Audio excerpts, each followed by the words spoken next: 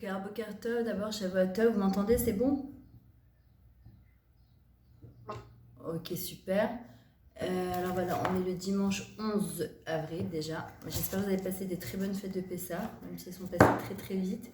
Je sais pas s'il y en a qui ont pu rentrer à Pessah pour les fêtes, qui ont vu leur famille ou pas, mais en tout cas je vous souhaite, j'espère. Ezrat Hashem. Et voilà, donc on va continuer sur le sujet que vous avez choisi, donc c'est sur la Simcha. Et bon, je sais pas si vous êtes au courant, mais Baruch Hashem, ça y est, mon livre il est enfin sorti. Baruch Hashem. Après 7 ans de travail, que je me suis arrêtée, j'ai repris, je me suis... En tout cas, c'est une grande, grande source de simcha. Pas seulement pour le livre, c'est qu'en fait, quand... Noah, ok, d'accord, ça marche. C'est que... C'est que, en fait, quand tu vas jusqu'au bout de tes rêves, c'est-à-dire que tu as décidé quelque chose et que tu vas jusqu'au bout, je me suis arrêtée 10 fois dans ce livre, j'ai dit, je vais arrêter, qu'est-ce que je vais apporter de plus par rapport à quelqu'un d'autre? Pourquoi je l'écrirais, des livres sur la Emouna Yona, sur le Bitachon Yona, sur la Simcha Yona, jusqu'à qu'en fait tu comprends que tu as autre chose à apporter. Et le Yetzirah, il est tellement fort, en fait, il te met tellement de doutes. Et c'est tellement long, en fait, il y a tellement de petits détails, surtout quand tu fais un livre. Euh, Surtout quand c'est autobiographique et que tu reprends tes enseignements et que tu vas les mettre dedans. Il ne faut pas te tromper sur aucun mot. Un petit mot de travers, ça peut être Hazeshan Vilashonara, la kricha elle-même, c'est la couverture du livre. Enfin, c'est tellement de petits détails qu'il y a des fois, tu as envie d'arrêter en te disant, bon, vas-y, laisse tomber, ça sert à rien. Et en vrai, la simcha, en fait, c'est pas seulement le livre, évidemment, qui en fin de compte, ça aboutit à quelque chose, au Hashem, mais c'est surtout d'avoir été persévérante et d'être accrochée à ton projet de vie et d'avoir pu enfin, mais c'est à Dishmaya évidemment, de pouvoir le réaliser. Et ça, vraiment, c'est une très très grande source de simcha. Et ça, c'est aussi une chose qui nous aide en fait dans la vie. Parce que souvent, les gens, ils cherchent la simcha, ils cherchent le bonheur. Et ils pensent que c'est lorsqu'ils auront la chose entre les mains qu'ils seront besimcha. Mais en fait, on peut l'être que si on a vécu aussi tout le processus. C'est-à-dire qu'elle a été accompagnée de tfilotes, de aliyot et de yeridot, de haut et de bas, de doutes, d'inquiétudes, d'incertitudes, de dire est-ce que Bémet, ça vaut la peine, ça vaut pas la peine, qu'est-ce que je vais apporter de plus, etc. Et qu'au bout du compte, eh ben, tu vas jusqu'au bout. Et que Baruch Hashem, tu finis par obtenir quelque chose. Maintenant, il faut savoir aussi que la simcha, bon évidemment, on le sait que... Alors il faut différencier trois sortes en fait de choses qui nous amènent à la joie. D'abord, il y a la hana'a, le plaisir. Il y a la joie et le bonheur. Et ce sont trois choses qui sont complètement différentes. Et les gens, très souvent, ils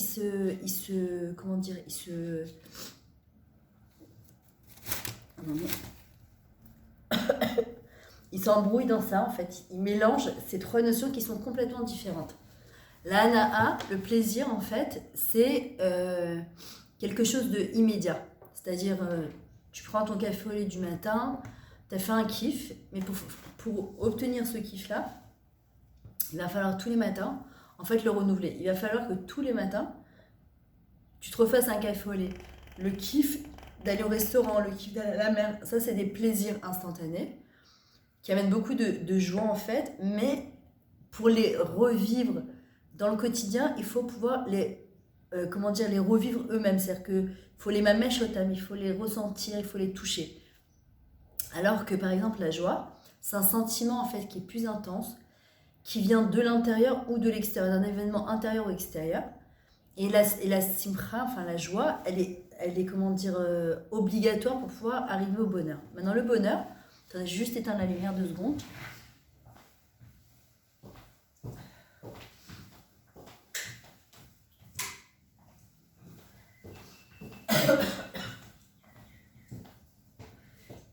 Et en fait, le bonheur, c'est un état d'esprit, c'est un bien-être.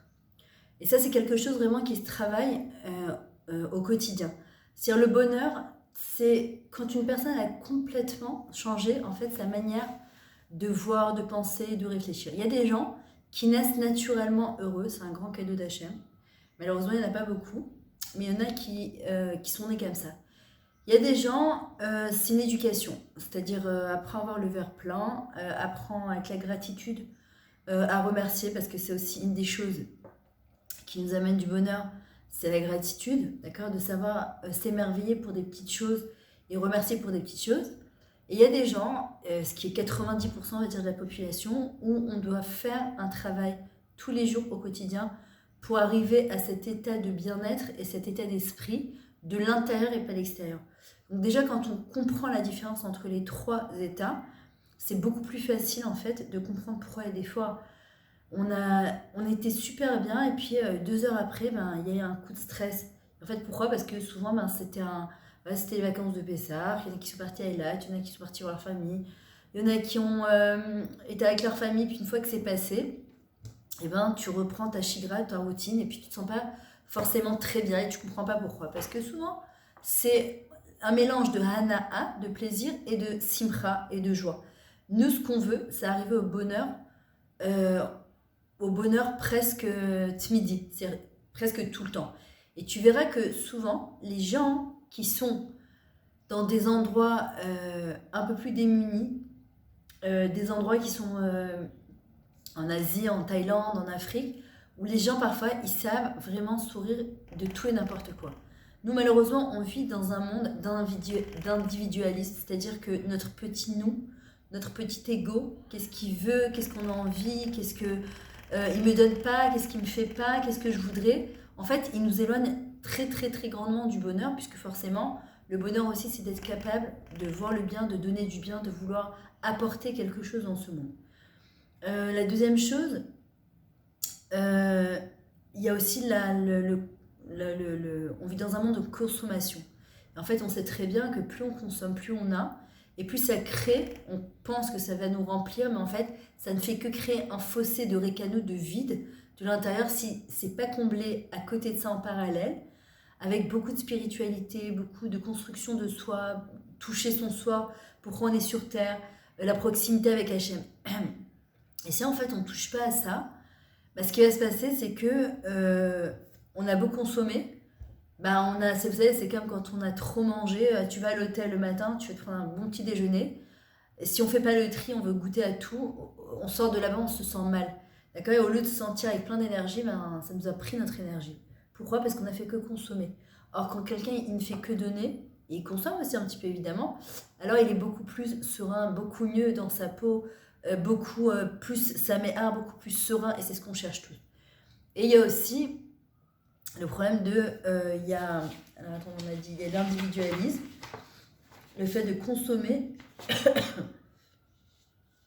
Ah oui, une chose qui enlève énormément la simcha, le bonheur, c'est la comparaison. Comparer son mari, comparer ses enfants, comparer sa maison, comparer ses notes, comparer sa famille, comparer son corps, comparer son visage.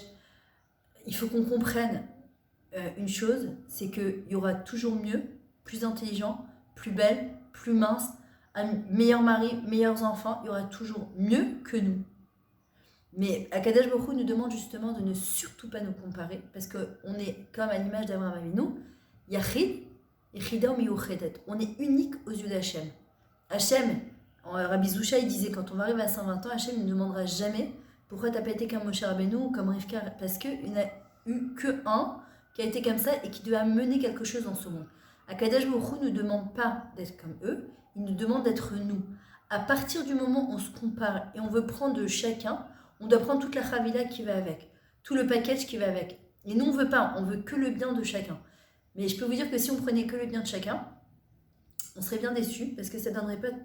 Parfois, tu vas voir une personne, elle est très harmonieuse dans son visage, et pourtant, si tu prenais chaque trait à part, elle n'a pas quelque chose de spécial, mais elle a un chen, elle a quelque chose de très joli. Mais parce que c'est Hachem qui fait ces choses-là. Maintenant, si on commence à prendre le nez de celui-là, les yeux de celle-là, le corps de celle-là, la famille de celle-là, vous verrez que ça ne donne rien du tout. Donc déjà, une autre chose, c'est que si on veut arriver au bonheur, il faut arrêter de se comparer. On est ce qu'on est. Hachem nous a donné ce qu'il y a de meilleur pour nous. Et c'est sur ça qu'on doit avoir plein de gratitude, en se disant comment, avec les éléments que j'ai, avec les outils que j'ai, je vais arriver à un état d'être, à une sérénité, un état de bien-être et de bonheur tmidi, intense.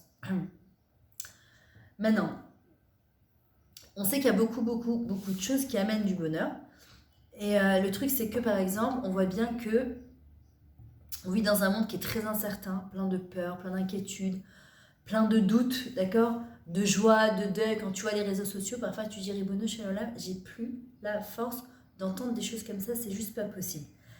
Maintenant, on doit, tout en restant bal chesed, tout en voulant faire du bien autour de soi, on ne doit pas se laisser contaminer, d'accord, par les événements, par l'économie, par ce qui se passe sur les réseaux, parce qu'il y a toujours eu, sauf qu'aujourd'hui, on est au courant de tout.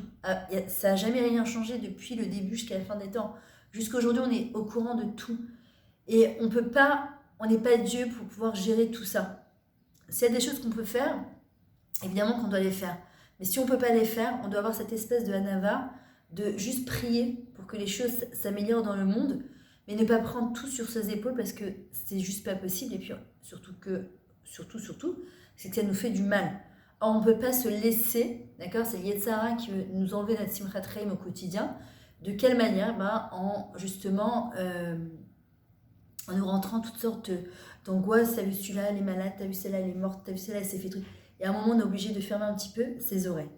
Maintenant, si on veut être heureuse aussi, on ne doit pas chercher à créer un monde parfait. C'est-à-dire qu'on vit dans un monde où on nous dit, si tu veux être heureuse, il faut que tu sois parfaite dans tout. Des superwoman. Parfait dans ton cou, parfait dans ton corps, parfait dans ton éducation, parfait dans ta maison, dans ton ménage. C'est vraiment multitâche, d'accord, où tu es au top et tout le monde va te dire waouh, t'es merveilleuse, t'es magnifique. Et si ça ne suit pas, on se sent super mal.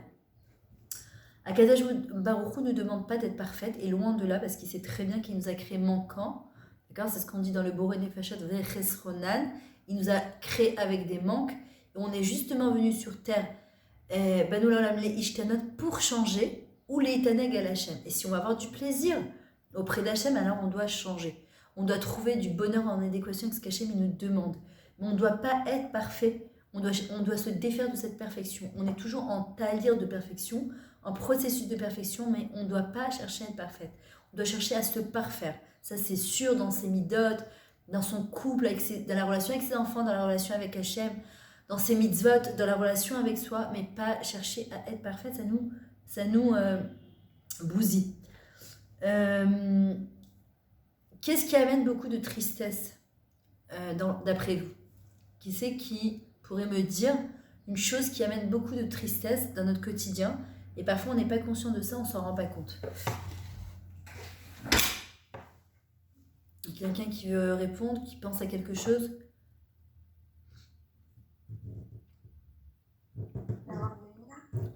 Il a fait, alors c'est vrai que le bonheur il est fortement lié à la Emouna, ça c'est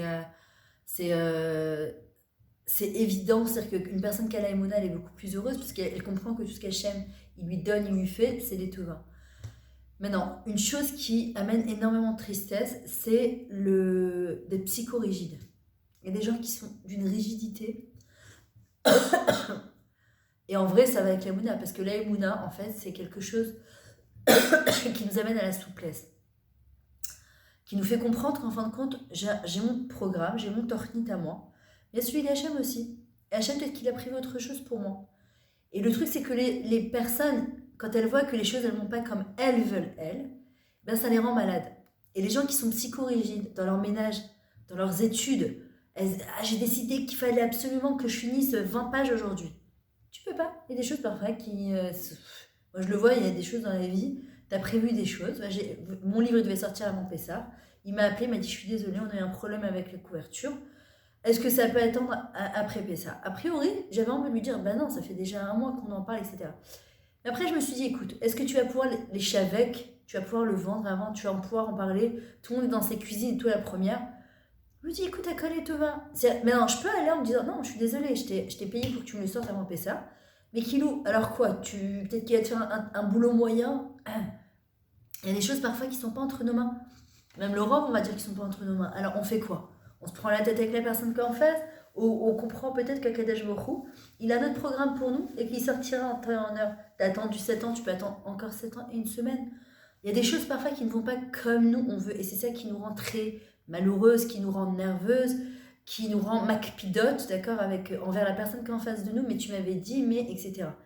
Une chose par contre qu'on doit développer et qui amène au bonheur, c'est la souplesse, la gmichut, la flexibilité, l'adaptation, la capacité de s'adapter dans n'importe quelle situation. Et vous verrez que les gens, en général, qui sont comme ça, là où tu les mets, ils vont réussir à s'adapter, à trouver une solution. En général, ces gens-là, ce sont des gens qui sont très positifs, qui arrivent à trouver des solutions dans n'importe quelle situation, dans n'importe quelle galère. C'est un peu MacGyver. Ils vont trouver toujours un petit truc pour rebondir rapidement, d'accord? Alors que les gens qui sont très comme ça, carrés, mais koubaïm, ce qu'on appelle dans leur tête, mais s'il y a un truc qui bouge, eh ben, c'est une catastrophe et ça les rend tristes jusqu'à qu'ils se remettent de ça. Si vous voulez être heureux, si on veut être heureuse, il y a une des choses qui va nous aider à arriver à ce bonheur-là, intense, ce bien-être, cet état d'esprit, c'est la souplesse. C'est-à-dire que dans chaque situation, si tu vois que les choses ne vont pas comme tu as envie, de te dire, au lieu, mais j'en ai marre, mais pourquoi c'est comme ça, rien ne va, tout ce que je fais, je galère, se dire, ok, maintenant c'est la médecine, c'est la réalité, qu'est-ce que Hachem il attend de moi? Qu'est-ce que je suis censée faire maintenant? Pourquoi je vois par exemple dans les Shidduchim, parfois il y a des gens, ils vont essondrer, et après, ouais, voilà, ça fait presque, etc. Tu penses bien qu'Akadosh Baruch Hu, c'est lui qui met Shader Shidduchim, et qu'Hachem, il a peut-être autre chose pour toi, et que fais-lui confiance, ne sois pas, peut-être tu t'étais mis dans ta tête qu'il fallait que tu te maries à 18 ans, à 20 ans, et pas un jour de plus. Cette psychorigidité, en fait, elle va à l'encontre d'Akadosh Baruch Hu, parce que c'est Hachem qui décide, quoi qu'il arrive. Laisse-le faire, rentre-le dans ta vie. La gmishut en hébreu, d'accord, c'est la souplesse. Ce sont les mêmes lettres aussi que Geshem, la pluie, que on appelle des Gishme Bracha. D'accord. Et on voit bien que les pluies, on sait très bien que c'est entre les mains d'Hachem, c'est pas entre nos mains à nous. Et ça vient aussi du mot, les Gashem, c'est se réaliser. Pour se réaliser, on doit être souple. Quelqu'un qui n'est pas souple ne peut pas se réaliser. Parce qu'il reste que dans une... Je vois, il y a des gens qui ne pensent que d'une certaine manière. Même la Torah, elle t'apprend à être beaucoup plus souple, puisqu'il y a Shivim Padim, la Torah.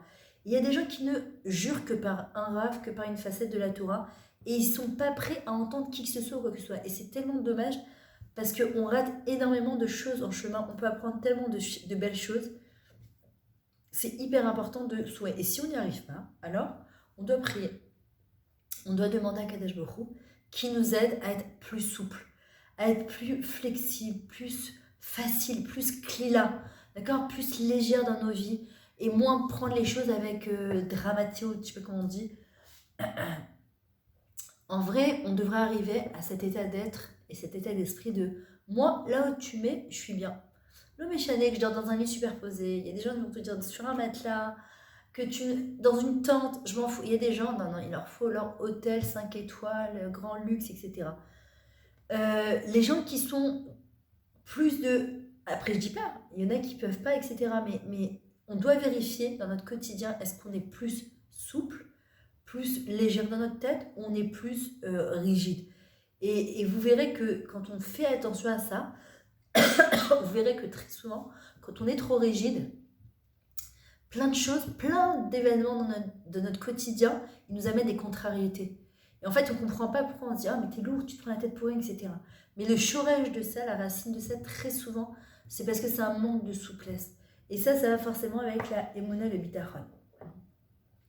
En fait, le bonheur, c'est cette capacité en fait, d'accompagner joyeusement le mouvement permanent de la vie.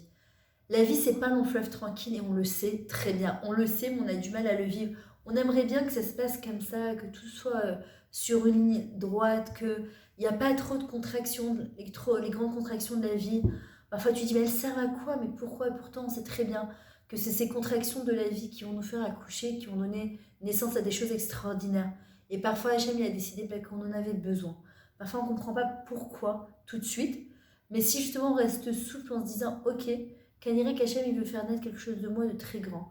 Je ne sais pas encore quoi, j'ai la nava d'attendre et d'accepter, mais je sais qu'il va sortir quelque chose de moi de très très grand. Et en fait, les gens qui sont bien dans leur peau, qui sont heureux, ils ont cette capacité d'accompagner le mouvement de la vie. Ils comprennent que le bonheur, on peut être heureuse, on peut être bien dans sa peau, on peut être joyeuse, et ça n'empêche pas, écoutez bien ce que je vous dis, parce que souvent, en fait, on se fait des leurres. On croit que le bonheur, c'est un état où tout va bien. où tout va bien. La vie, elle est comme ça. Elle est accompagnée de joie, de naissance, de deuil, de difficultés, de choses tragiques parfois, de choses qu'on ne comprend pas, qui nous dépassent complètement. Aval, ça n'empêche pas ces personnes-là qui vivent toutes ces difficultés de maintenir cet état d'être et cet état d'esprit de bonheur. C'est-à-dire le bonheur ne contredit pas, au contraire, ne contredit pas le fait qu'il y ait des difficultés. C'est justement des gens qui ont appris, malgré les difficultés, à être bien dans leur vie, à baisser la tête dans la vague, en fait, dans le creux de la vague, et remonter encore plus grand, encore plus haut avec cette vague-là. Qu'est-ce qui nous rend en général malheureuses? C'est les gens qui veulent de la certitude. Ok, je suis prête à me marier, mais je vais être sûre que je ne vais jamais divorcer, qu'on ne va jamais se disputer. D'avoir casé. Quand on dit celui qui tente rien n'a rien. On ne peut pas savoir. On se donnera par contre tous les moyens pour y arriver. On prie. On espère que Bezrat Hashem va nous aider pour donner le meilleur de nous-mêmes. Mais après, ce n'est pas entre nos mains. Les gens qui veulent tout contrôler, ils sont dans le contrôle total. Il faut que les choses elles aillent exactement comme moi j'ai décidé. C'est l'antithèse du lâcher-prise. Le lâcher-prise, Ospa'am, c'est je fais quelque chose, mais je ne suis pas dans l'attente du résultat. Comme dit David Amelach, la bavette a toute sa haute. Les résultats ne sont pas entre ma main. C'est Hachem qui décide et qui choisit du résultat. Le lâcher-prise, d'accord, c'est une capacité à je fais ce que j'ai à faire, et je laisse Hachem intervenir pour décider du reste. Mais quel bonheur de vivre comme ça, je vous le dis, à veille que j'y arrive aussi, mais je sais qu'en tout cas, ça c'est le summum du bonheur, c'est tu fais ce que tu as à faire, et après c'est pas ton problème. C'est-à-dire comment ça va sortir. Là qui me disait au début, mais peut-être que les gens ils vont pas aimer ton livre, peut-être qu'ils vont pas aimer ce que... Moi, j'ai fait ce que j'ai pu, j'ai prié, j'ai demandé à Kadash Borou, chaque fois que j'écris un chapitre, chaque fois que j'écris une phrase qui me dirige, pour que ça mène quelque chose au lecteur. Après, qu'est-ce qui va se passer? Ça c'est entre les mains d'Hachem. Il y aura toujours de toute façon des gens qui vont te critiquer et qui vont dire que c'est bien ou c'est pas bien. Mais là, ça, on peut pas plaire à tout le monde, c'est pas grave. Ce qui est important, c'est que ce que tu as donné, tu as donné avec ton cœur. Et le reste, il faut laisser Hachem gérer ça. Alors, on doit comprendre qu'on ne pourra jamais tout contrôler. Qu'on le veuille ou pas, il n'y a que Hachem qui est dans le contrôle absolu du monde, des galaxies, de l'univers. Nous, on ne pourra jamais tout contrôler, c'est impossible. Et quand on comprend ça, on est beaucoup plus souple, on accepte plus les choses, on est moins dans vouloir tout savoir, tout comprendre. On ne peut pas, c'est quoi la Emouna justement? C'est l'antithèse de la logique.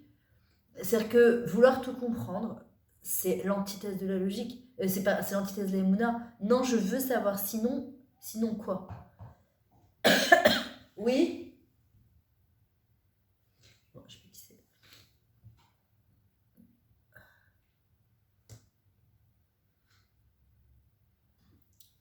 Qu'est-ce qui se passe quand une personne elle est trop rigide? Et la moindre petite chose qui va la déstabiliser, d'accord, le moindre petit courant d'air, en fait, cette personne-là, elle va se casser, d'accord, complètement. Alors que quelqu'un qui est souple, quand il y aura des courants d'air, quand il y aura des tsunamis, elle se pliera comme un roseau. Mais c'est quoi la beauté du roseau? C'est qu'il est souple. Même quand il tombe, il se relève. Et pourquoi? Parce qu'il est accroché à ses shorashim très fort. Il se plie quand il y a un courant d'air, mais après il remonte. Alors que les gens qui sont psychorigides, le moindre de trucs qui les déstabilisent, comme ils voulaient que ce soit, comme ils étaient certains que ça allait se passer, c'est une catastrophe. Mais j'avais prévu que... Ok, toi tu as prévu quelque chose. Et Hachem il a prévu autre chose. Et c'est pour ça que c'est important de travailler sur ça, sur le bonheur, sur le bien-être, pour ne pas se laisser déraciner, déstabiliser ou un petit truc qui va venir.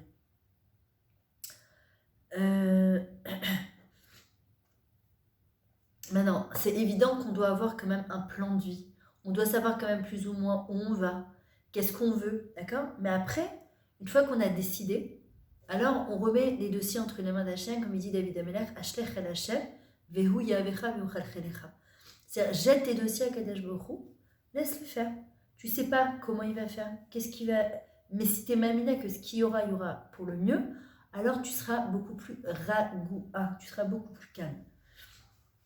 Maintenant, les gens qui apprennent à savourer les petits moments de la vie, ce qui est l'antithèse aujourd'hui du monde dans lequel on vit, c'est-à-dire on vit dans un monde où on court. Après quoi? C'est comme sur un tapis roulant. On court après des choses qu'on pense que quand on les aura, alors on sera les plus heureuses du monde. Comme il dit le Rav Dessler dans Mirtam Eliaou, il dit la force du Yetzara, c'est de tenir quelque chose dans la main en te disant, tu sais, quand tu auras cette chose-là, mais tu seras au top. Mais tu seras au top, tu vas voir. Et toi, tu cours après cette chose-là. Et une fois qu'il ouvre la main, bah, tu dis quoi? Tout ça pour ça? Et puis, il va te tenir encore en te proposant autre chose. L'homme, il a 100 shekels, il en veut 200. Il a 200, il en veut 400. Tu en as 400, tu en veux 800. C'est comme ça. La vie, elle est comme ça. Et si on n'arrive pas à comprendre que le bonheur, il est maintenant, et ni hier, et ni demain. Maintenant, c'est apprendre à savourer les petits moments de la vie. Comme par exemple, ça peut être prendre un petit déjeuner, prendre un café, prendre votre choco. Ça peut être le moment où vous allez faire votre fille, là, le moment où vous allez vous préparer pour aller étudier. Ça peut être apprendre quelque chose de nouveau. Ça peut être rencontrer une copine au bout d'une rue. Ça peut être un moment passé avec son mari à parler pendant 10 minutes, un quart d'heure. Ça peut être voir un enfant. Voilà, mon petit-fils, il a 2 mois, il commence à faire toutes sortes de bruits. Maintenant, c'est pas le premier enfant que j'ai, c'est pas mon premier petit enfant. Et t'es en émerveillement tout le temps parce que tu comprends que, bah ouais, mais c'est pas Mouvan Meilab qu'un enfant il parle, qu'un enfant il réagisse, qu'un enfant il. Et t'es là et tu te dis, waouh, mais c'est des petits moments comme ça qui sont incroyables. Et le bonheur, la vie, elle est faite de plein de petits moments de bonheur. Le bonheur, on aimerait que ce soit quelque chose de tout le temps de timide, mais c'est comme ça monte et ça descend. Mais quand on a acquis cet état d'être, cet état d'esprit de l'intérieur, apprendre à voir le verre à moitié plein et pas ce qui nous manque, alors on arrive plus ou moins, en tout cas à 90%, à être bien dans notre vie. De quelle manière, justement, on peut se réjouir, on peut être bien? Se réjouir d'être. Je viens de lire un livre là où justement, où c'est quelqu'un qui a vécu une mort clinique. Alors il y en a qui disent c'est vrai, c'est pas vrai, c'est n'importe quoi. Pourtant, on voit bien que, que tous les gens qui ont vécu des morts cliniques, ils te racontent exactement la même chose.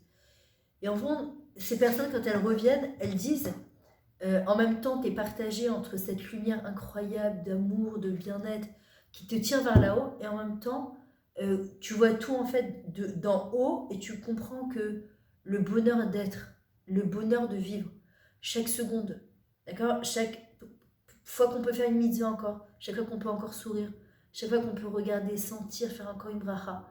Être, pas chouette, être, se réjouir de la vie, être en vie, parce qu'il y a des fois on est en vie, mais on n'est pas en vie. Si on est en mode survie, on n'est pas du tout en vie. Être en vie, c'est vraiment avoir ce qu'on appelle cette rayout-là. Yot ray, c'est quoi? Cette vitalité. Encore une fois, on peut être des morts vivantes, on est là, mais on n'est pas là. La relation avec nos proches, parfois elle est très difficile, ce que j'explique à mes enfants. La chose la plus dure à travailler, c'est pas seulement le Ben Adam, la Makom avec Hachem, c'est Ben Adam, la Chavero. Parce que l'autre, il te fait tellement grandir, malgré toi.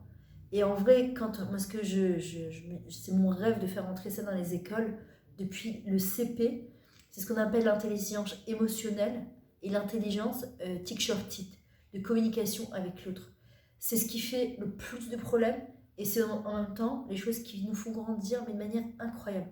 Il y a des gens qui sont super intelligents, mais qui n'ont aucun tact, aucune souplesse, aucune intelligence au niveau de tikshortit.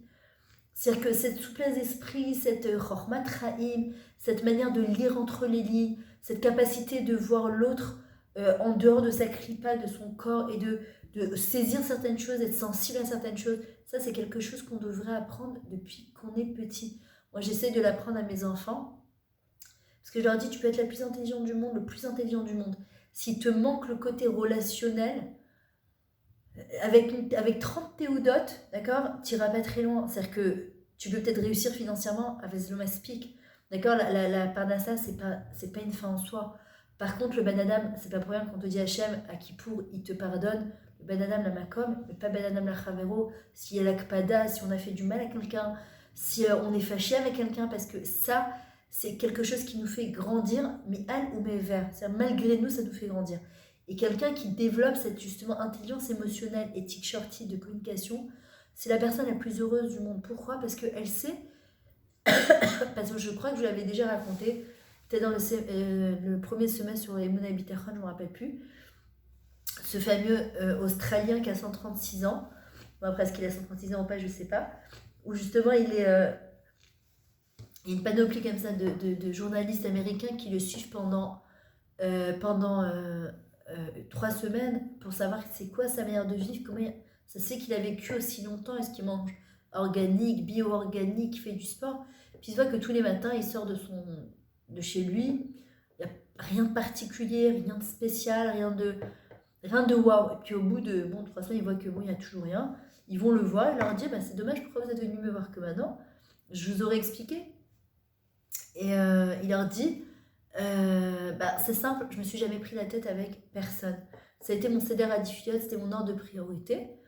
Quand ma femme, elle me disait, non, on lui dire, parce qu'on veut toujours, aussi ça c'est l'antithèse, comme il dit Marshall, comment il s'appelle Marshall, je me rappelle plus, il disait, tu peux brandir le drapeau de j'ai raison toute ta vie, mais c'est tout ce qui te restera. On ne peut pas être heureuse et vouloir avoir raison. Ça, c'est un truc qu'on devrait se marquer sur nos frigidaires. Avoir raison, c'est l'ego. Être heureuse, c'est l'être. Notre être profond. Notre nous profond. Notre nous avec un grand N.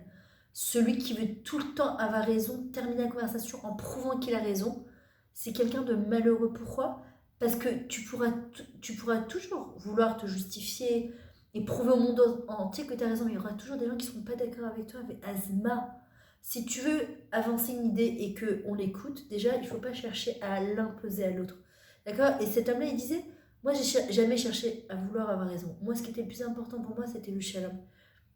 Et quand il commence à crier, je lui dis, c'est quoi, t'as raison? Mais pas t'as raison dénigrant. Ah, ça va, tu m'as saoulé, allez, t'as raison, tais-toi. Ça, c'est horrible. Mais t'as raison, tu sais quoi? Ok, il y a des choses plus belles, plus grandes dans la vie, je vais pas m'arrêter à des bêtises pareilles. Et alors les journalistes, ils lui disent, non mais tu plaisantes, tu crois pas que ça fait 3 semaines, on attend le scoop de l'année, tu vas nous dire. Alors il lui dit, bah, toi aussi t'as raison, qu'est-ce que tu veux que je te dise? Ma vie elle était comme ça, elle tournait autour de ça, c'est. Mon CDR à diffusion, c'est ne pas chercher à avoir raison. Moi je vais être heureuse, et si je vais être heureuse, comme sur le gvish, on sait très bien quand tu apprends à conduire, al terapsiliot tzedeket et la liat rachama. Ne cherche pas à avoir raison, mais être intelligente, ce qu'on appelle la chormat chaim. Et la chormat chaim, c'est quelque chose qui se développe. Le moussa, la chassidut, la Torah nous donne les outils pour arriver à ça. Parce que quelqu'un qui a de la chormat chaim, en général, il a beaucoup de recul. Moi, je me rappelle la grand-mère de mon mari, sur elle avait beaucoup, beaucoup, beaucoup de chormat chaim. Elle voyait les choses avec beaucoup de recul. Alors c'est vrai que la vie aussi, elle t'apprend, l'âge, il t'apprend. Il y a des gens, malheureusement, tu verras jusqu'à la fin, les histoires marocains, tunisiens, algériens, nous on mange comme ça, il y a Pessar, mais on s'en fout. C'est-à-dire que ça va pas changer la face du monde. Quoi. À un moment, il faut arrêter. Si t'es sur un, si t'es sur un rond-point, et Rebecca, juste si tu peux mettre, s'il te plaît, ton micro en silencieux. Rebecca Saada. C'est-à-dire que si tu. Non, c'est pas grave. Si tu es sur un rond-point et que t'as un fou qui vient alors que t'as la priorité, bah tu laisses passer quoi. Tu le laisses passer. Oui, mais j'ai la priorité. Mais c'est pas grave. C'est pas grave. Qu'est-ce que tu veux? Ta vie, elle est quand même plus importante. Ton bonheur, ta joie, ton bien-être, il est plus important que de dire à tout le monde, de crier au monde. Et je vais vous dire de toute façon, en général, ça vient d'un manque de bitachon là-dessus, de confiance en soi. De vouloir crier au monde entier, j'ai raison. En général, la racine de ça, c'est le manque de confiance en soi. Or, quand une personne justement, elle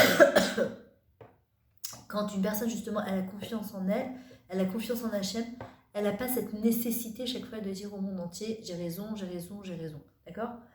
Maintenant, il faut qu'on comprenne qu'il y aura toujours des événements positifs et négatifs, d'accord, dans la vie. Alors, nous, notre achlata, notre décision d'aujourd'hui en tout cas, c'est de décider que quoi qu'il arrive, euh, on choisit, c'est un choix, Martha Machaim, choisir la vie, on choisit d'être heureuse quoi qu'il arrive, d'accord, parce qu'on a tout à gagner d'être heureuse.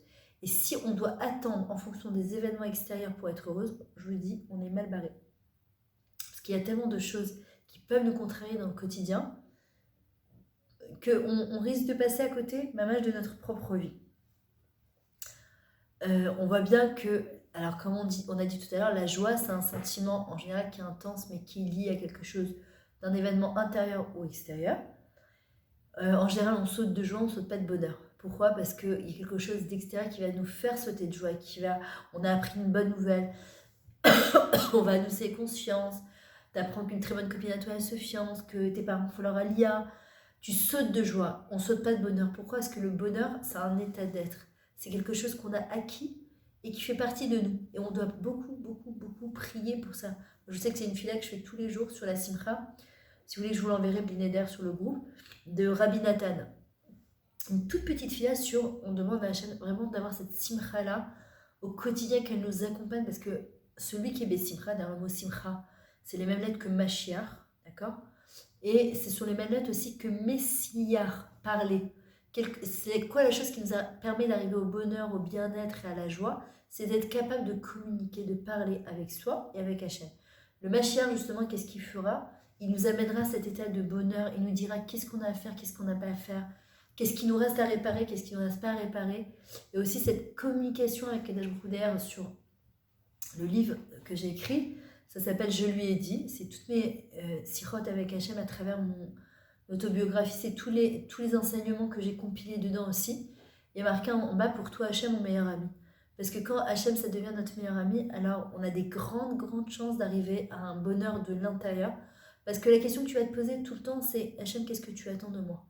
D'accord, maintenant je suis dans cette situation, elle n'est pas Neima, elle n'est pas kiffante, qu'est-ce que tu attends de moi? Regardez, ça va couper. Donc je vous laisse 5 minutes d'Asaka et puis on se remet, ok? Voilà, aussi comprendre que la joie, c'est un processus créatif. Qu'est-ce qui amène aussi beaucoup de joie, beaucoup de simra? C'est quand tu arrives à te réaliser. Quand tu crées, quand tu apportes quelque chose, quand tu apportes ta lumière dans ce monde-là, quand tu sens que tu es utile. Pourquoi c'est très important quand les personnes elles deviennent âgées, parfois nos parents, nos grands-parents, de les laisser nous aider parce qu'en fait ils se sont utiles. Ils n'ont pas envie qu'on les regarde justement comme des personnes âgées. À tout à l'heure.